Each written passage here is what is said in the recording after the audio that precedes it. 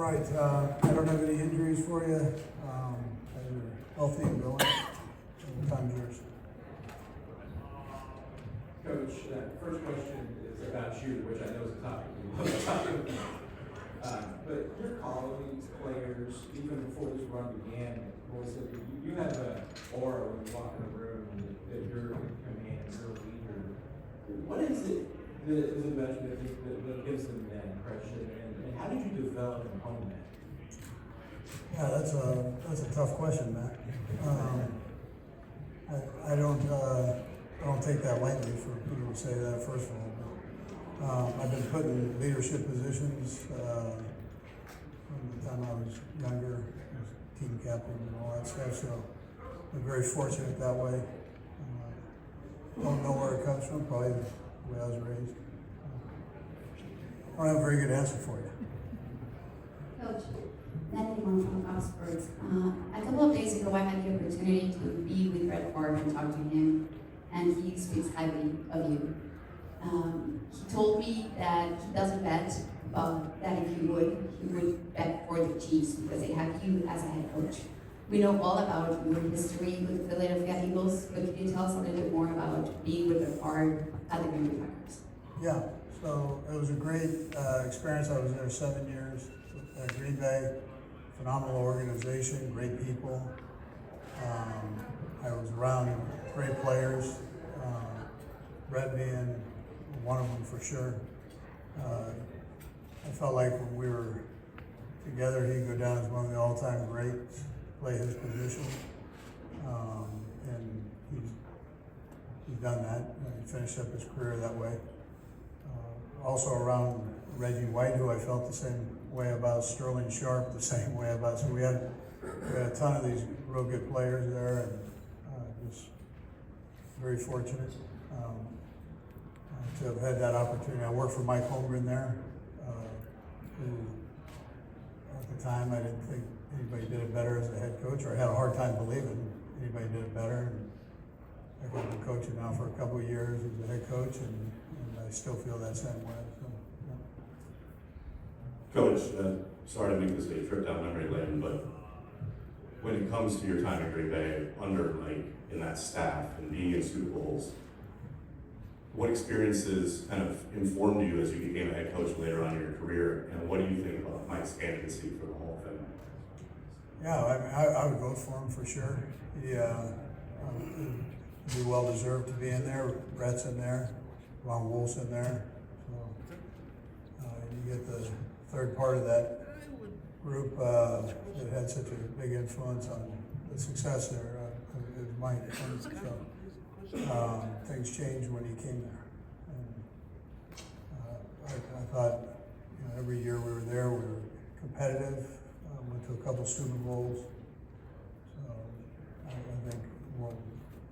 I think what I took from him was I thought he was a tremendous leader. I thought he was a brilliant guy offensively. But he also had a good feel for both sides of the ball. He understood how important special teams was. I love the way he handled the players. He was tough enough on them, but on the other hand, he cared about them and the guys. Curious how practice went yesterday, but also how practice maybe this week differs from the regular season, and that you've already installed the game plan. Yeah, Adam. So we're practice went good yesterday.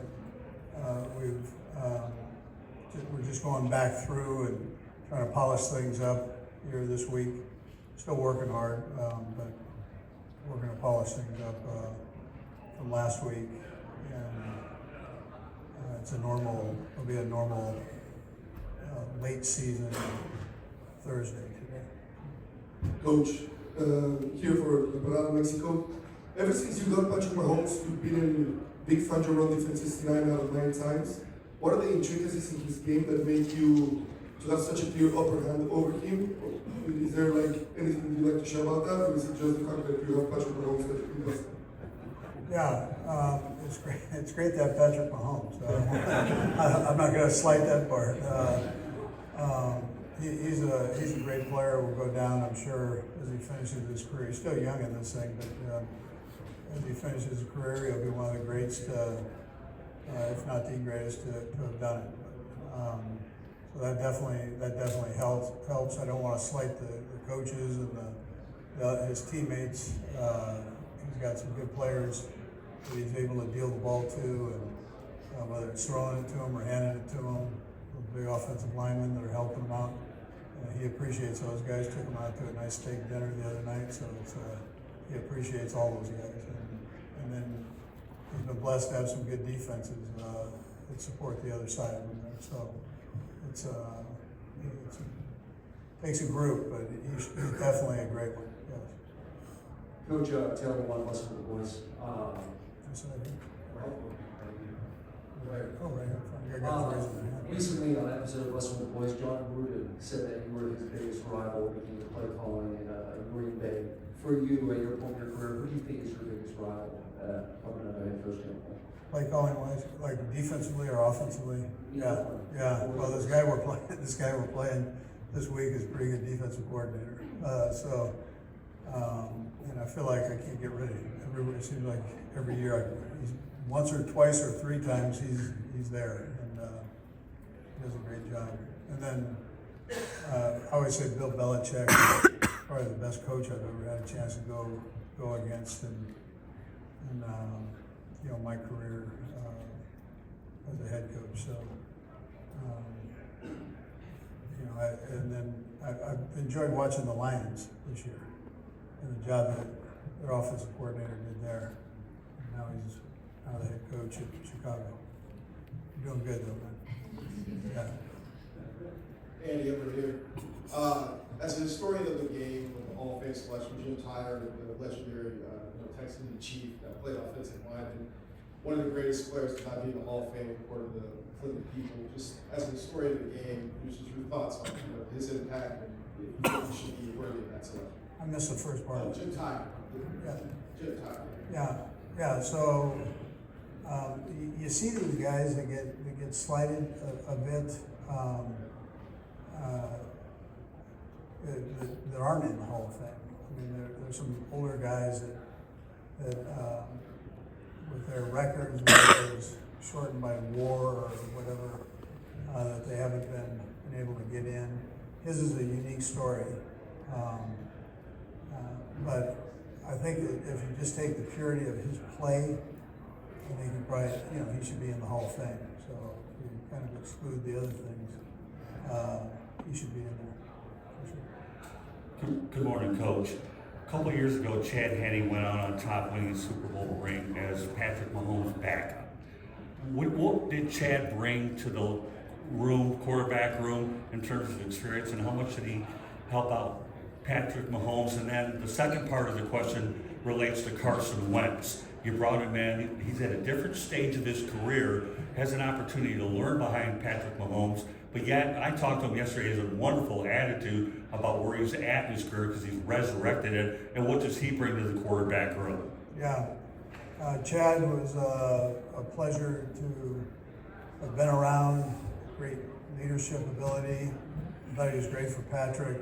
Just to have a sounding board, and then when he got in the game, everybody had confidence there. So he came in some tough situations. And we didn't feel we had to change a whole lot of things when he stepped in. So it was great. I mean, great kid. As far as Wentz goes, I basically say the same thing there. He just hasn't had that opportunity necessarily to step in with the ones yet. But he's a great kid, works hard. I joke about his size. He's a huge kid. And if he can't play quarterback, throw him in a tight end. He's a good one, good kid. Andy, in the Super Bowl, how you were playing, game was importance. Does it change your aggressiveness on fourth down in the red zone and how you handle it too? Yeah, well, as well as I do, Philly stays aggressive on their for fourth downs. So, and they've got a good offense. So I think on the other side of that, you do the same. You stay aggressive within reason on fourth downs. We've done that throughout the season, that really ups itself when you're playing against a good team that likewise does. Coach, obviously making it to the Super Bowl is like a very big deal. How do you balance enjoying the Super Bowl, enjoying the 2-week lead up, but then also keeping up your business when it comes to practice and everything like that, not only individually as a player, but also as a team? Yeah, you understand that it's about the game. It's not about all of this. It's important for you guys, right? And it's important for the league and the fans for this.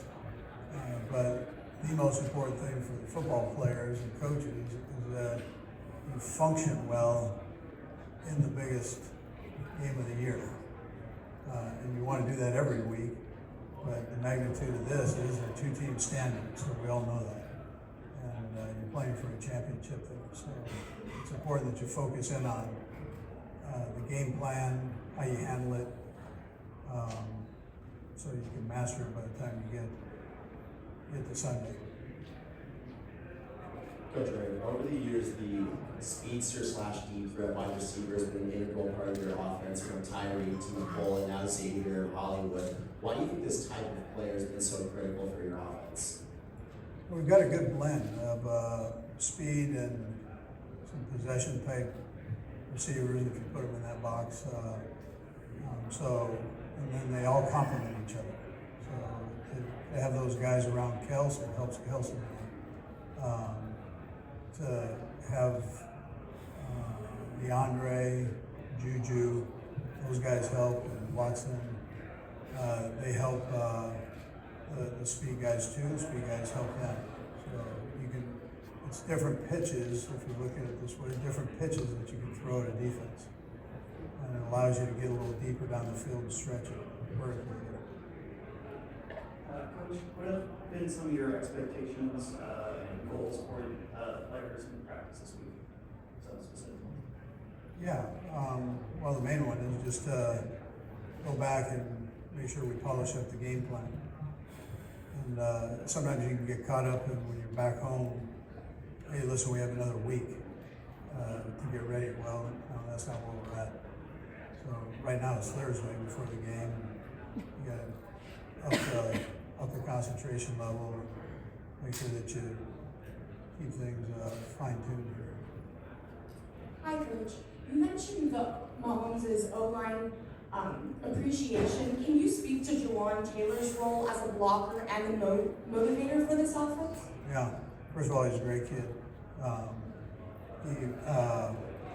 He's been a solid guy for us throughout his couple years with us. Works his tail off, doesn't say much. Pretty quiet guy, but loves to play the game. Man's man type deal. So he's a good one. Good one to have. Coach Ryan Barty, WSBC Bonaventure. Has the first week of February been marked on the calendar for months now? Yeah, you don't look ahead, in this thing. You gotta take care of business every week because of the parity in this league. So we just try to take it literally week by week. I mean, coaches stand up and tell you that, but in this league, the way it's wired right now, you've got to make sure you do that, or you're not able to stand here. And has the week felt any different than the last few? Well, yeah, I haven't had to do this every day. At the other ones. Couple more, guys. Andy, there's been a lot of noise about officiating and how your team is officiated. I know you're not worried about that, but does it concern you at all that could seep into how this game is officiated, and maybe they overcorrect and say, we can't give the Chiefs a call with 2 minutes left in the game because that's going to be the story Monday morning? Yeah, listen, I don't think the officials care about what's said.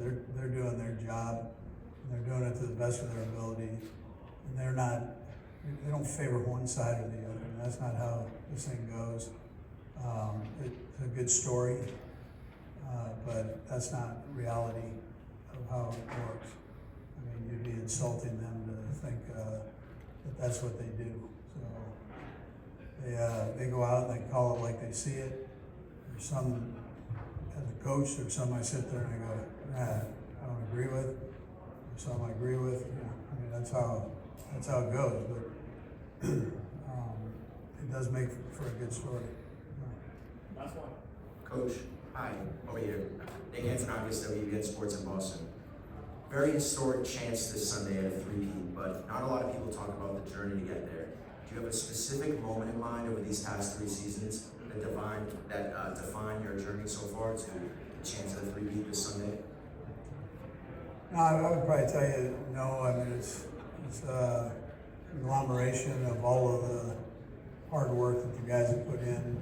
You know, and whether it's coaches or players, I mean, the guys, there's so much time and effort that goes into each game.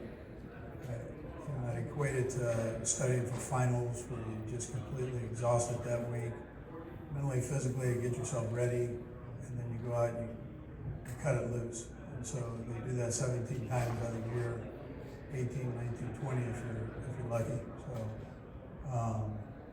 but I wouldn't say it's one thing that jumps out at me. I'd just say it's a whole body of work. Of 3 years of work in this league is it's like dog years. You know? So it's there's a lot that goes into it. Thanks, Coach. All right, good, thank you.